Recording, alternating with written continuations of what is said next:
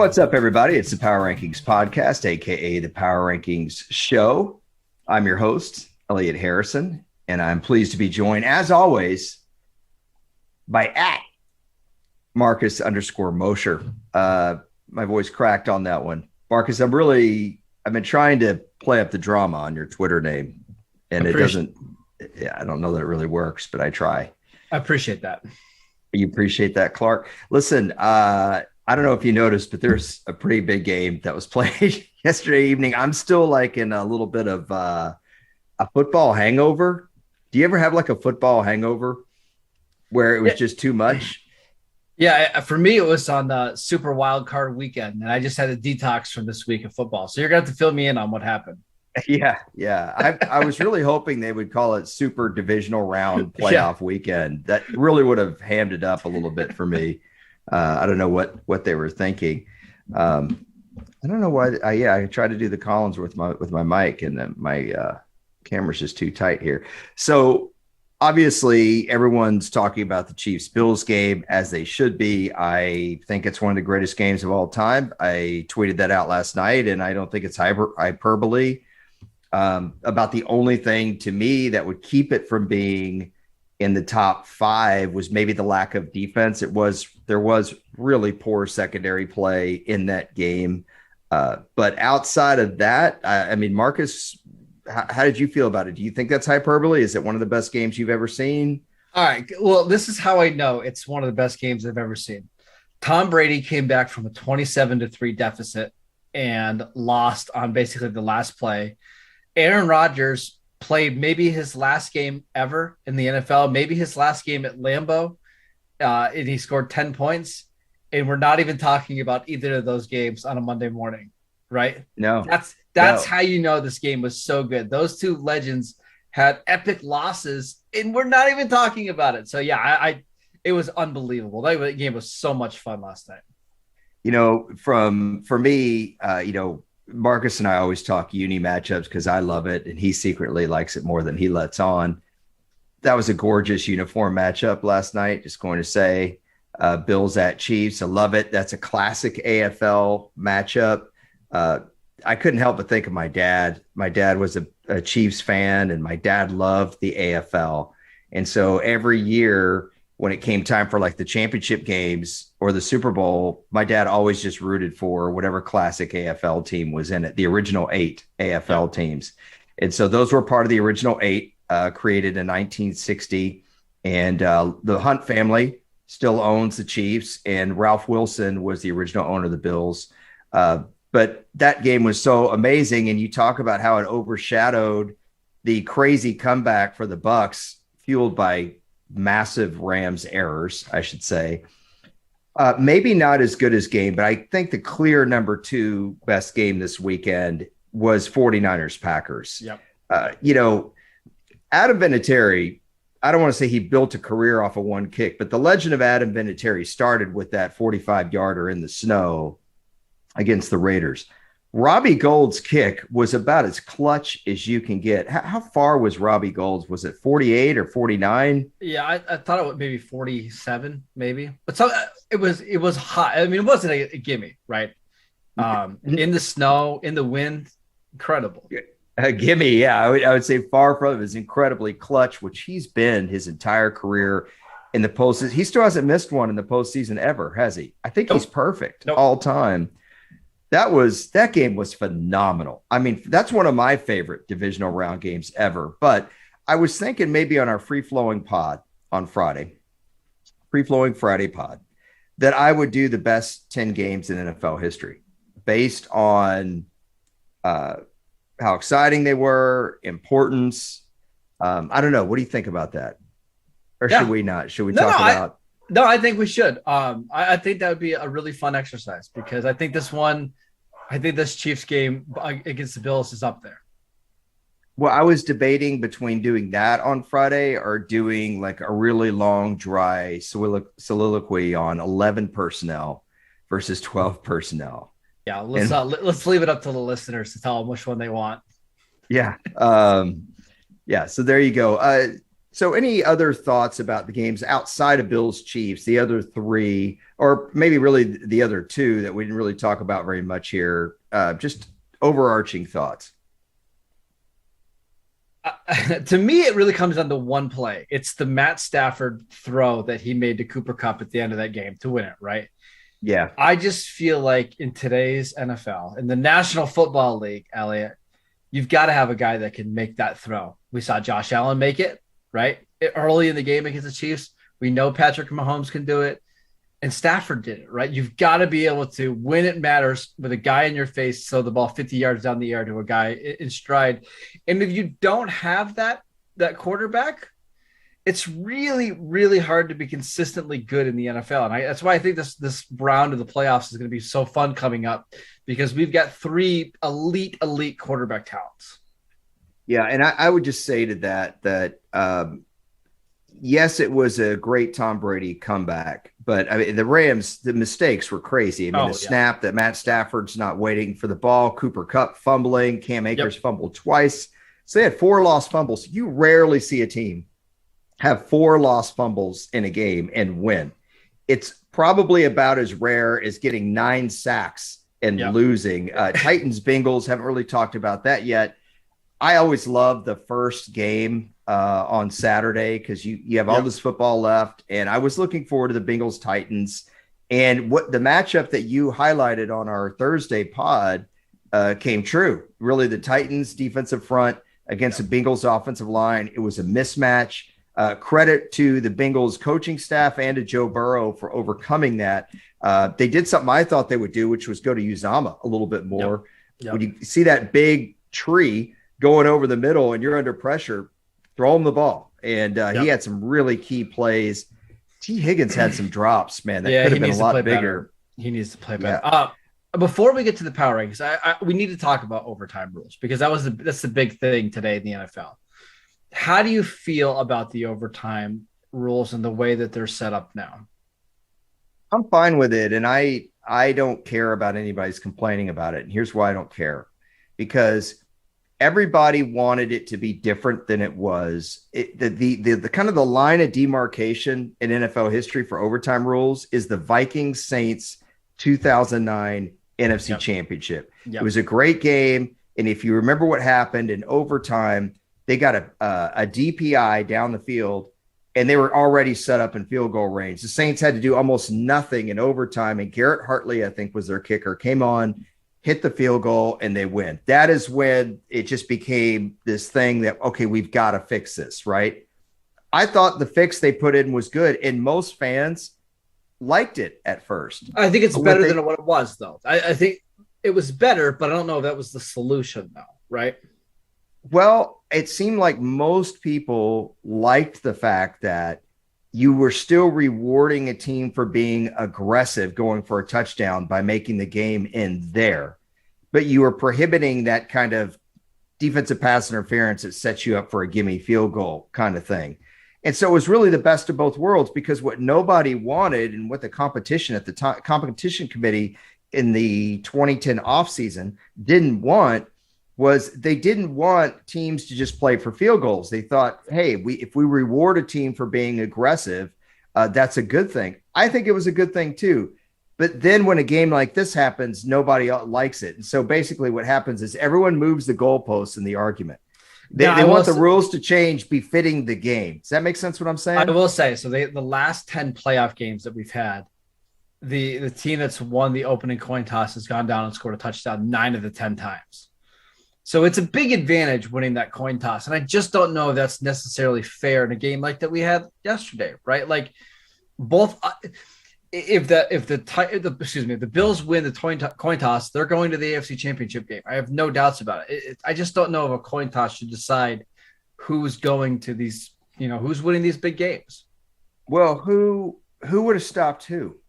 In other words, if let's say we changed the rules and said, no, we're not going to do it that way. You just play is that what people want? They just want to play a full quarter of football? No. So I don't know if you saw this, but a couple years ago, the Chiefs had a proposal that the Bills actually turned down, funny enough, by the way. So the proposal is you do the overtime coin toss before the game starts. Okay. So you Okay. know who's getting the ball in overtime, right? And that would change how you would play the end of the game sequences, right? Okay. If you know that you lost the opening coin toss or you lost the overtime coin toss, Mm-hmm. Buffalo might be going for 2 in that situation at the end of the game rather than just kicking the extra point and going up 3, right? You go up by 4, the Chiefs probably don't win that game, right? Maybe you play it a little differently. Yeah, I don't have a problem with that. So, unfortunately, the way society is, and I don't know if you're aware of this in our political sphere, but you have to be on one side or the other, or you're just not cool. You're not part of the tribe. Okay. I don't, I think both are fine. If you said, hey, that's the rule change they're making, I'm like, okay, I get it. It kind of sounds like the argument for going for 2, right? And deciding whether or not you're going to need the 2-point conversion later. That's kind of what it's all about. And that's where football seems to be skewing with a certain crowd. But I would say this, Marcus, I really feel like it's unfair to look at the last however many playoff games and say, you can't just base overtime rules on a few playoff games. I don't know that 10 playoff games is a large enough catalog. And the other thing is, I hate to say this because I'm sure this is what the football purists say, and I know you don't like football purists, but here's the deal. If you're a championship team, make a stop.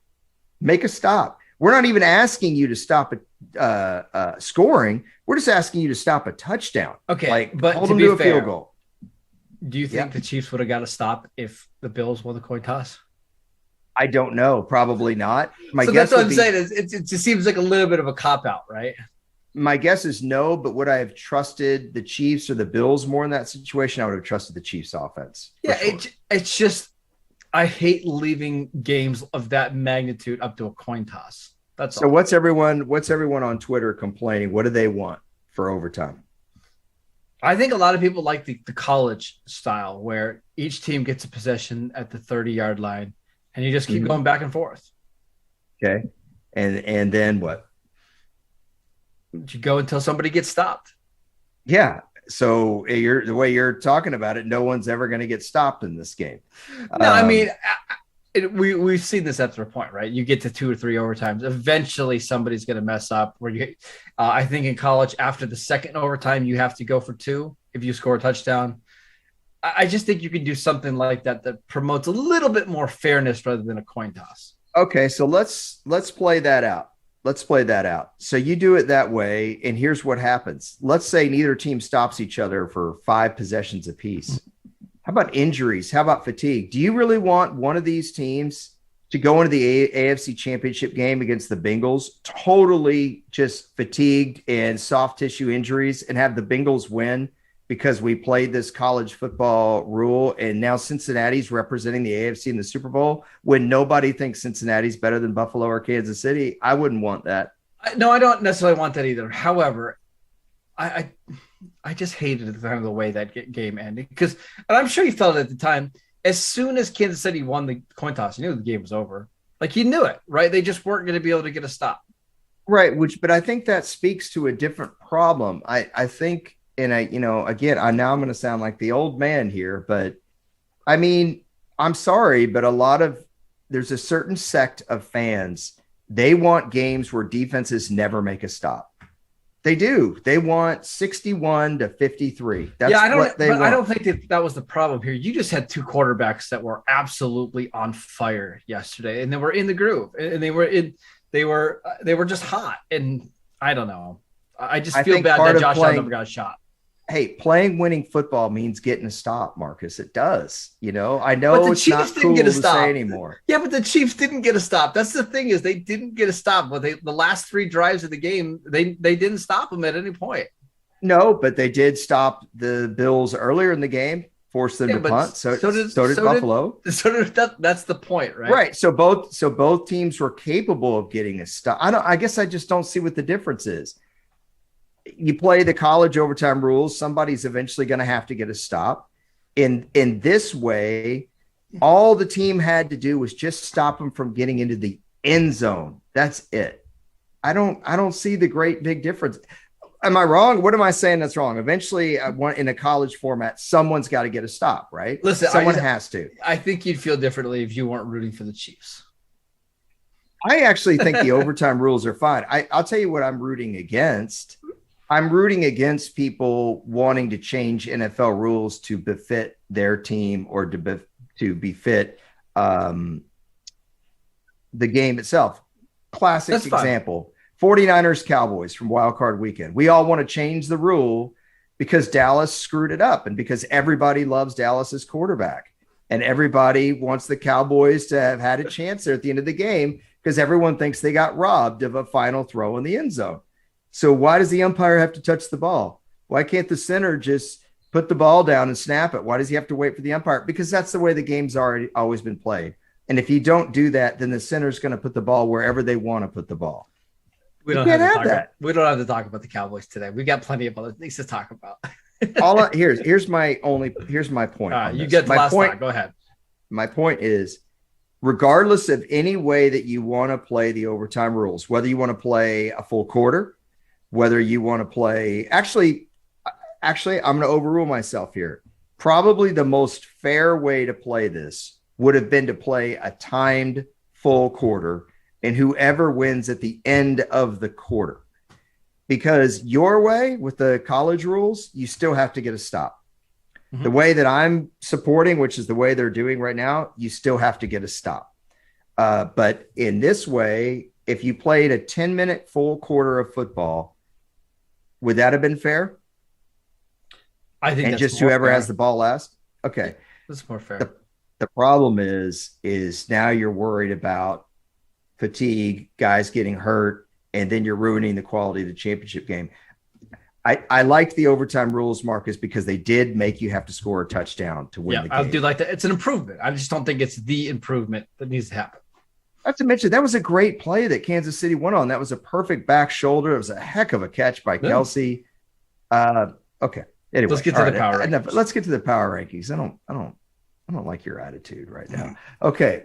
So starting with number 8, we have the Tennessee Titans. Marcus, I felt like of all the teams in the postseason, they played the worst. Yep. I know they got the 9 sacks, but they were at home. They got their best player back.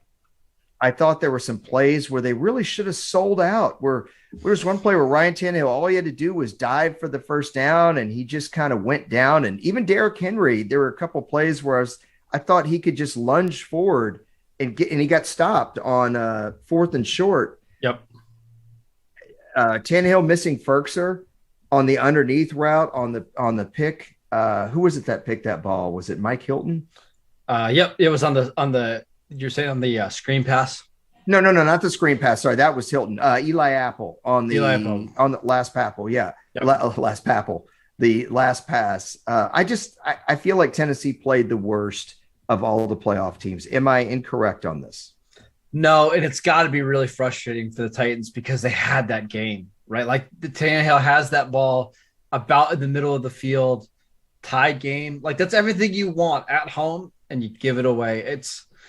This Titans team was good enough to win a Super Bowl. They really were. They matched up well against both the Chiefs and the Bills. They would have matched up well against anybody they played in the NFC. They beat both the NFC, representatives in the Rams and the 49ers. Just a big missed opportunity here. And I'm not sure the Titans are going to get a shot at being the number 1 seed again, right? With the way that those two teams played yesterday, the Bills and the Chiefs, seems like it's going to be awfully hard for anybody else to kind of crack that top tier anytime soon. No, I think it's a good point. And I'll tell you, you look at the Titans. I'm a little embarrassed because I really supported Ryan Tannehill to you. I was like, dude, I really think he's. We both like this Titans team, though. We both. And he played horrible. He played terrible. If you watch that last play again and you see Ferkser, and it's like, just take it. Why are you forcing this ball? Yeah, Frisker, right? Yeah, I'm not going to say anything. Hey, yeah, we get names wrong all the time. We're just going to say that. Yeah, anyway. Okay, I'm done. Tampa Bay Bucks. I have number 7. Another team that I thought did not play well. Yes, they had to come back. I will say this: They made some really clutch plays late. They made some clean pickups on those fumble recoveries. How many times do you see guys, kick the ball around? It's really hard running full speed trying to pick a football up like that. And they were able to make clean recoveries. It was a great play by Sue to strip Cam Akers. And last thing I'll say is you watch Tom Brady on the sideline, and he does not care. He does not give you anything. I mean, they were down 20-3, and he's just got his hat on. He goes over the plays, and he doesn't worry about it. He is so single-minded purpose. He just goes out there and says, hey, we got to score points. I can't worry about what the defense is doing. And you give him his chance, and he's going to make you pay. Yeah, I'm just thinking about this from a long term for the Bucks. So they did everything in their power to run it back one more year, right? They signed all these guys to 1-year deals. They brought Fournette back. They brought Chris Godwin back. They brought Antonio Brown back, all for one more shot. And then to get knocked out at home to the Rams in a game which we were down 27-3, it's got to be really disappointing, right? They ran a corner route to Rob Gronkowski. One of their, they've got several vets on this team. And as you're kind of referring to, like, what's the future for this team, really? But they ran a corner route to Rob Gronkowski, and Brady threw it up for him. And the Rams special teams guy who's been playing safety for him, I can't think of who it was, made an excellent deflection. And then he did it later on a throw to Gronk. And what it showed me is, I'm not saying Tom Brady's lost his fastball. He's never been a guy that had a cannon. But at this age, I don't know how much he's able to rocket the ball when he's got to have it. He's got great touch. And I watched Joe Montana make a career off of that. But the problem with it, throwing the ball that way is if it's not perfect, you're giving a guy plenty of time to close. Mm-hmm. Certainly Brady had a great year. What do you think about the idea of him retiring, these kind of reports and the future of this team? I wouldn't be surprised if he retires. Now, I still think he's going to come back, but I think this is the first time in a while where I could see him being like, you know what? We had a really good 2-year run in Tampa, but it's over, because there's just no way this Bucks team is going to be better next year. Like, they can't be, right? With all the guys leaving in their cap situation, he had a really good year this year. Why not just go out? I think this would be a good way for Brady to go out. I would say this too. Athletes know when they can't do what they used to do. I remember John Elway's retirement press conference. That's what he referred to. Mm-hmm. They had just won 2 Super Bowls in a row. He was MVP of the second one. So the guy just wins Super Bowl MVP. He gets named to the Pro Bowl, and he retired because he said, my body just can't do it anymore.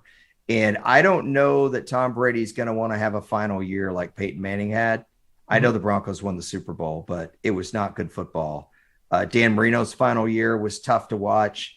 And so it'd be interesting if Brady knows internally that, hey, I had a great year, but I don't know that I can keep this up. Let's go on to Green Bay Packers at number 6. The Packers, you could make the argument they played as bad as Tampa Bay did, but I think the elements had a lot to do with this game. And I thought the 49ers talent had a lot to do with the Packers looking bad as opposed to just sloppy football. And Green Bay was better all year than Tampa or Tennessee was. That's why I have them at 6. Any debate there? Any thoughts about the Packers where they stand right now? Of the 4 teams that lost this weekend, the Packers loss had to be the most discouraging, right? Because everything was set up and portrayed to be the last dance for Aaron Rodgers in Green Bay. This was a team that had the number 1 seed, and that, they dominated really all year long. And to only score 10 points at home, it's really, really embarrassing. And now you got to wonder, where does Green Bay go from here? Because much like Tampa Bay, there's absolutely no way that this roster is better next year. They're $40-something million over the cap right now, with Devontae Adams being a free agent. And Aaron Rodgers is on the last year of his deal. I think Rodgers deserves a lot of blame for his performance in this game, because he just wasn't good. He was not good at all. And to basically lay an egg in that game at home is really discouraging. I'd like to blame the regulation rules. I don't think Robbie Gould should have gotten a chance to kick that field goal. I think we should change the rules to what they do in different sports. Listen, I'm just saying, if I told you that Aaron Rodgers had 225 passing yards and no touchdowns going into this game, you would have said that's a huge, huge disappointment, right? I don't know how Rodgers. What if I told you? Oh, stop it. Yeah. How is Rodgers not getting more blame for this loss? This is a huge, huge loss for them. I've said this to you before. I'll say it again. There are certain quarterbacks that are Teflon Dons in the NFL. There's a couple of guys that you like that fall into that category. And I don't think anymore. Rodgers got roasted on Twitter all weekend long. Okay. They have been. Yeah. And there are guys, I've told you that I thought Dak was in that category, but he took a lot of criticism for the 49ers loss. And you're right, Aaron Rodgers took a lot of criticism. What's the common denominator, though, in these two guys? The 49ers, and eventually you just kind of have to give credit to the other team. But there are quarterbacks that the media and a lot of fans just like, and it doesn't mean they're not likable, that they're both really good players.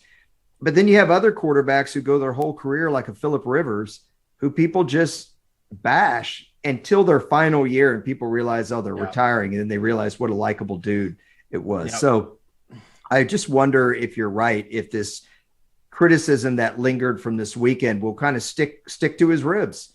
I don't know. I mean, you have to admit, people just gush over Aaron Rodgers all the time.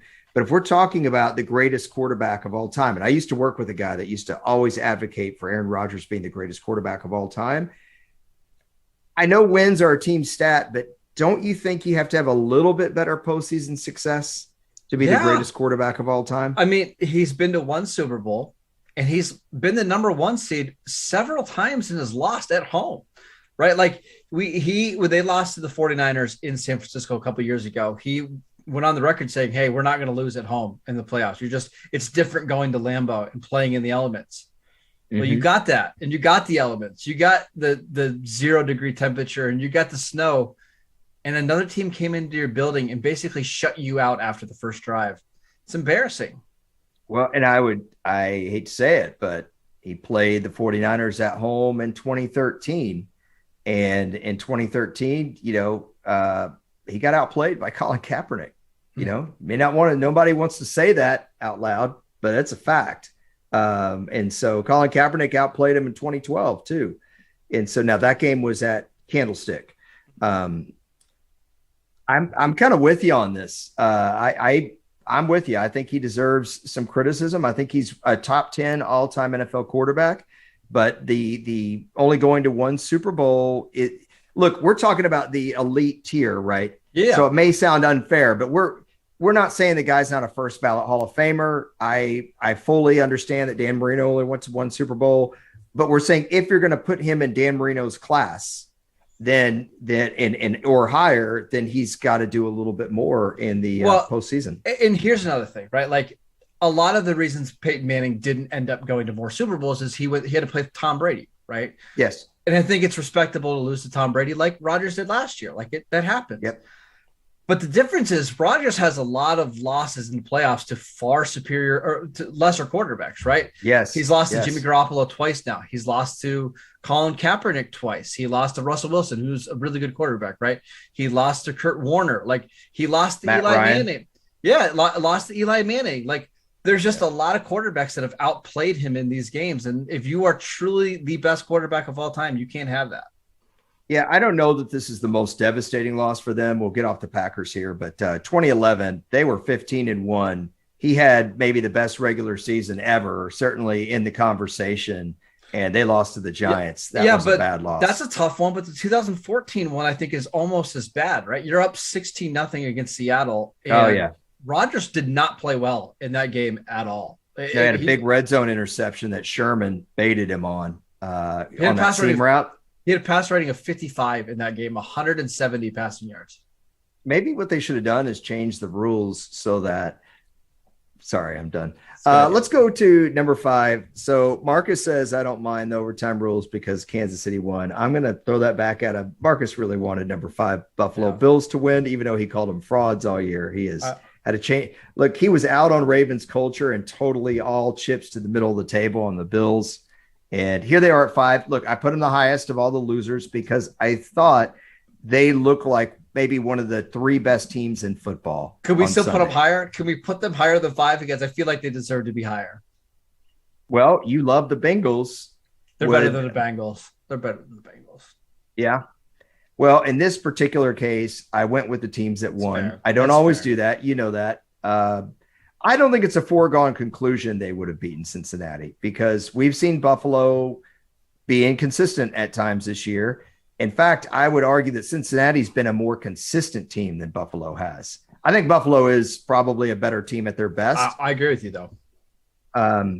But hey, let's say what is.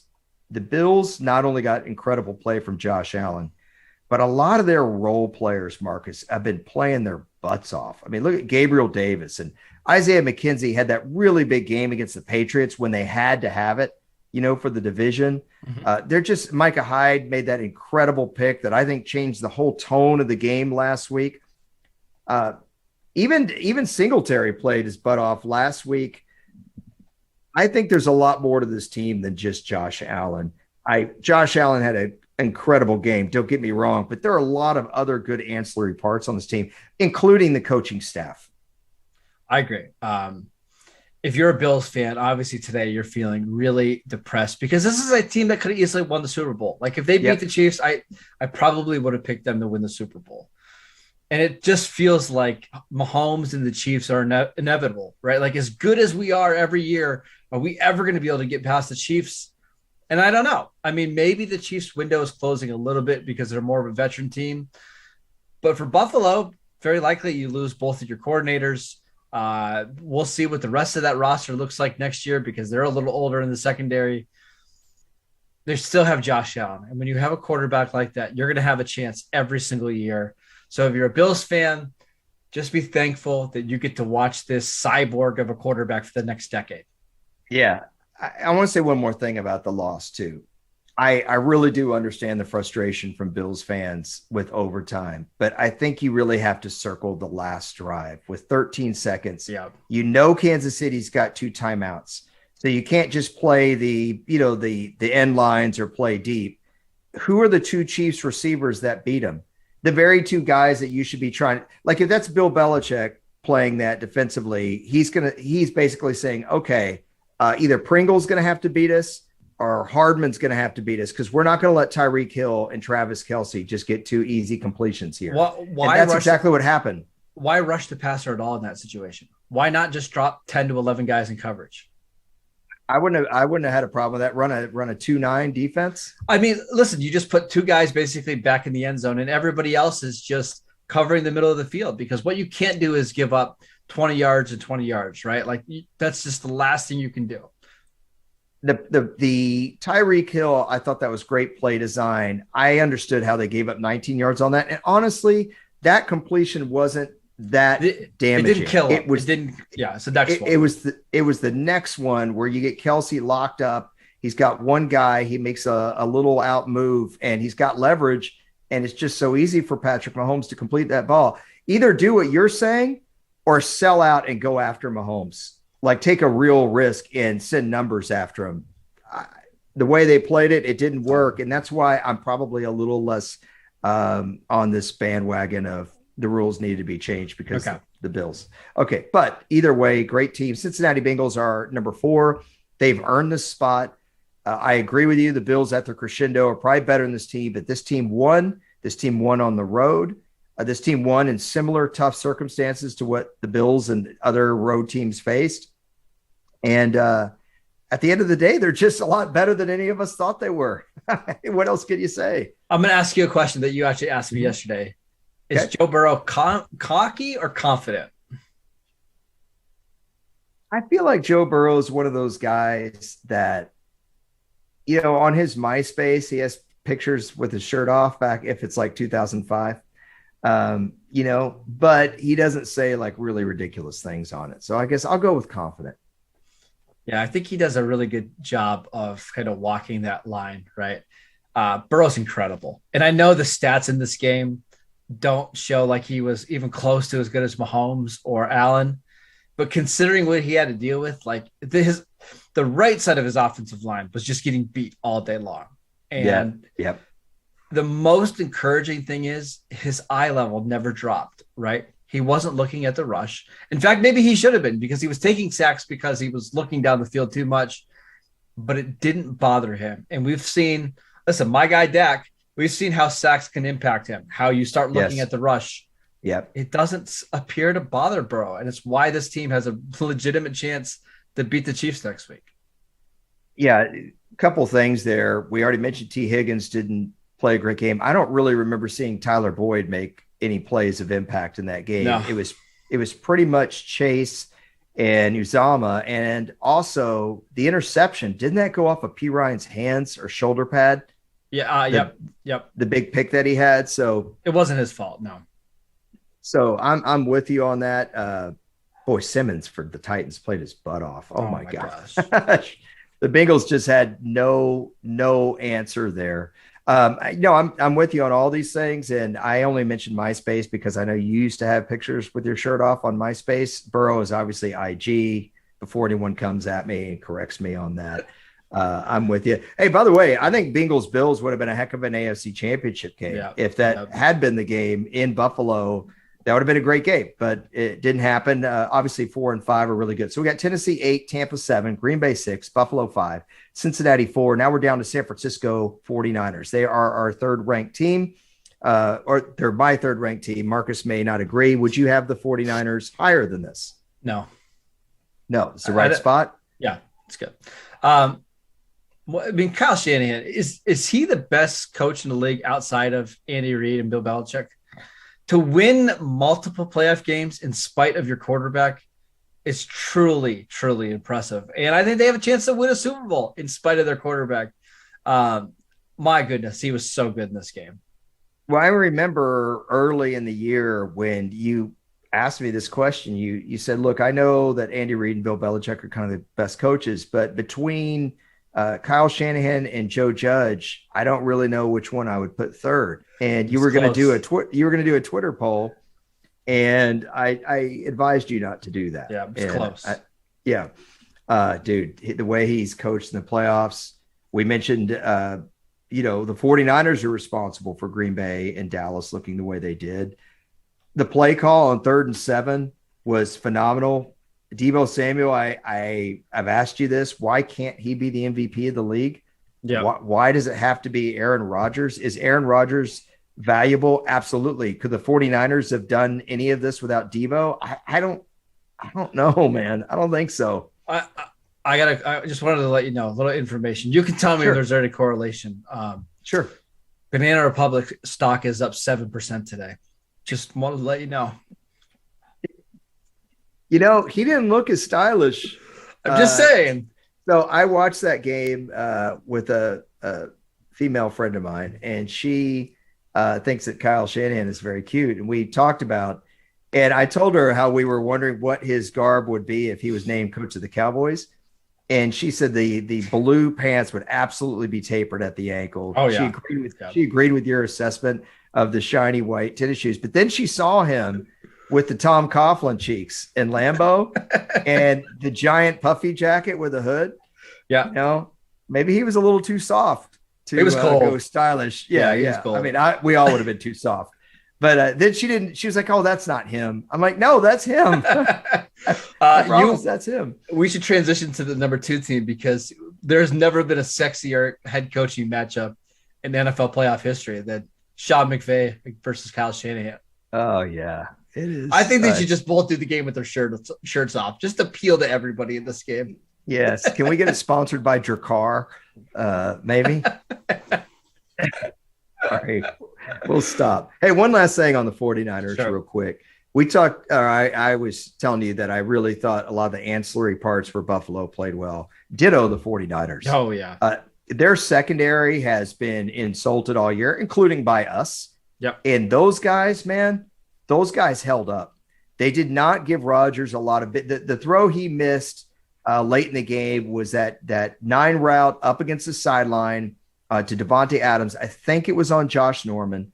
And Adams had Norman, but he didn't have Norman by much. I mean, sometimes you get beat, but if you only get beat by a step, you're making the quarterback have to make a great throw. And in those conditions, it's really tough. And I thought the 49ers, their defensive line got pressure when they needed to. How about the push on the Deebo Samuel 7-yard run to get that first down? Great call.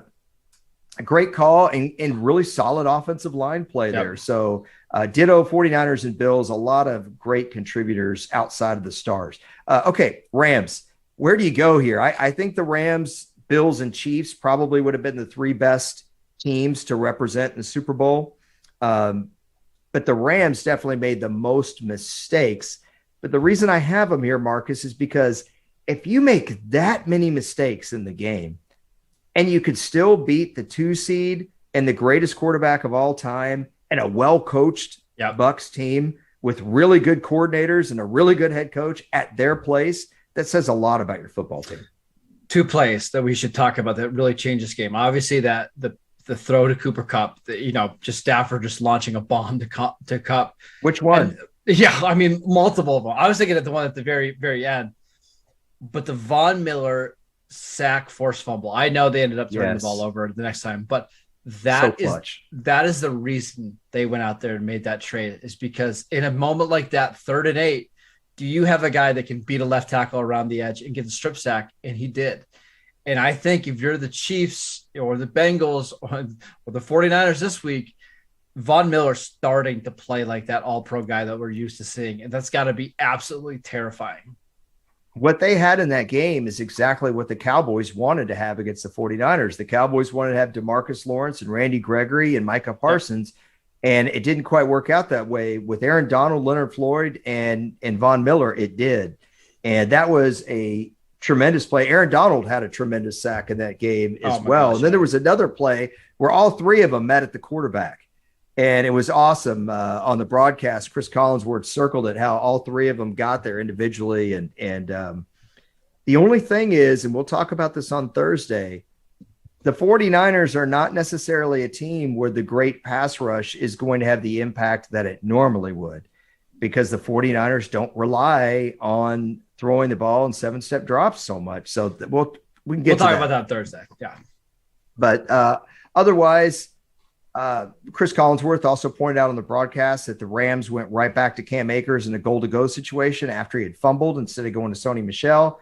Unfortunately, that confidence was not repaid because Akers fumbled again later. Great play by Ndamukong Suh on that.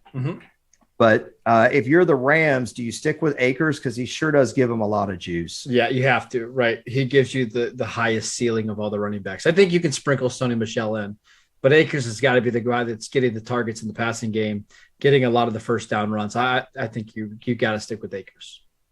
Couple other little guys not little guys. By the way, they should probably bench Cooper Kupp. He had a fumble. I would probably sit him. Maybe they could change the fumble rules so that when a star player I'm sorry, I really will stop. I'll stop. I'm picking on you at this point. Boneheaded play of the day, I would definitely give to Eric Weddle. Oh my gosh, yeah. People were tweeting that. I still don't get that rule though. By the way, that one doesn't. Of all the things that happened this weekend, how is that a dead ball penalty? I don't get it. There were some great tweets on that play, though. You didn't even have to tell me who the ref was, and I could have told you who made that call, right? Yeah. I'm just telling. Hey, that's the rule. But I got to tell you, man, there were a couple of my favorite tweets from that play. One was, man, Eric Weddle looked like a dude that just got up off of his couch and went and wanted to hit somebody. And he's like, oh, yeah, Eric Weddle did just get up off his couch. Yep. And then somebody else tweeted, like, in fairness, that play was legal in 2007 when Eric Weddle last played. I love it. Love it. Yeah. A couple other guys, though, to point out in this game. I thought Van Jefferson had a couple big plays for them. A little catch and runs to get the first set. He's turned into a good player. Yeah. What a luxury to have at third wide receiver. And you got to give Odell Beckham his props.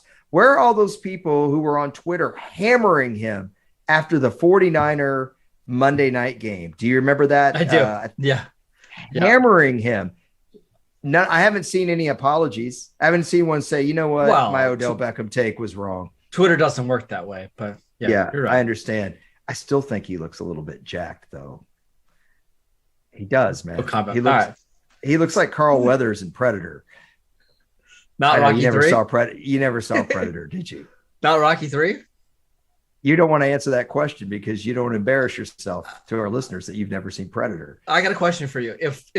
If Apollo Creed was that athletic and ripped in Rocky 3, why wasn't he fighting Clubber Lang? I never understood that. Well, I can answer this question. He was supposed to be past his prime. But he was more athletic than Rocky. Because he was supposed to be a few years older than Rocky. But in real life, Carl Weathers is actually younger than Sylvester Stallone. How about that? I think he's 2 years younger. Did I tell you that Carl Weathers played linebacker for the Raiders? Yeah. I think everybody does that, right?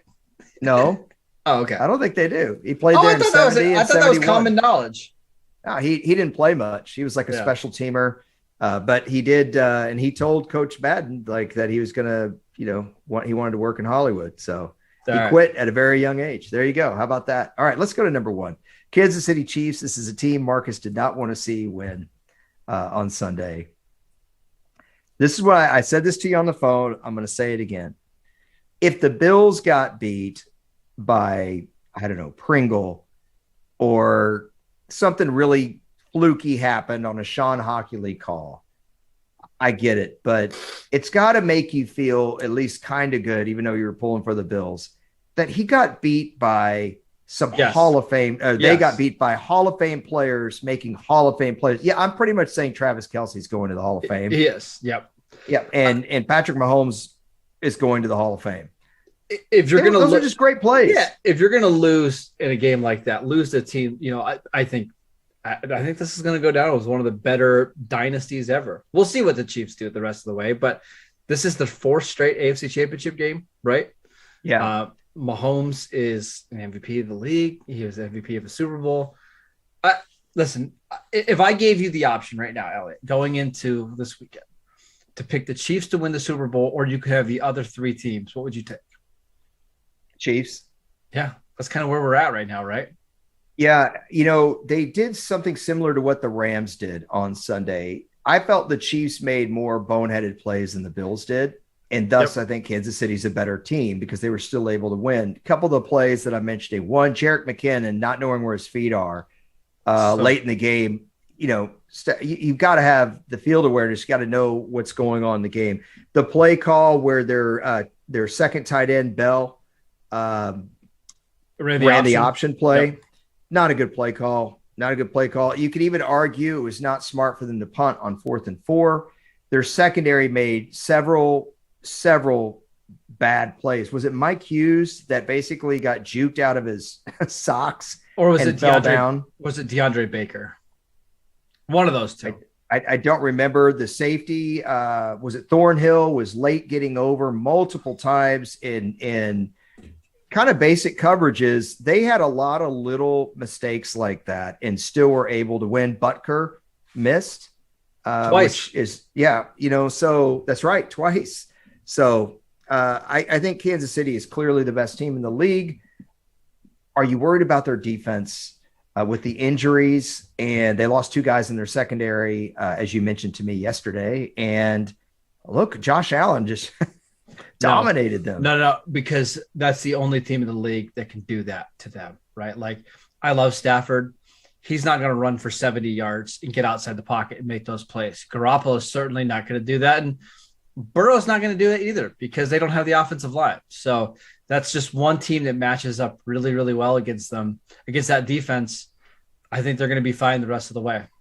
If Kansas City's pass rushers play like they did yesterday against Cincinnati, and I'm specifically thinking of Melvin Ingram and Chris Jones, they are going to kill Joe Burrow. Oh, man. There was a play late in the 4th quarter. I'm trying to remember which down it was, but Melvin Ingram used the hump move that Reggie White made famous. Yes. And threw Spencer Brown, a 6'9" offensive tackle, onto the ground. It was incredible. Absolutely incredible. Yeah. So we've got Kansas City, number 1.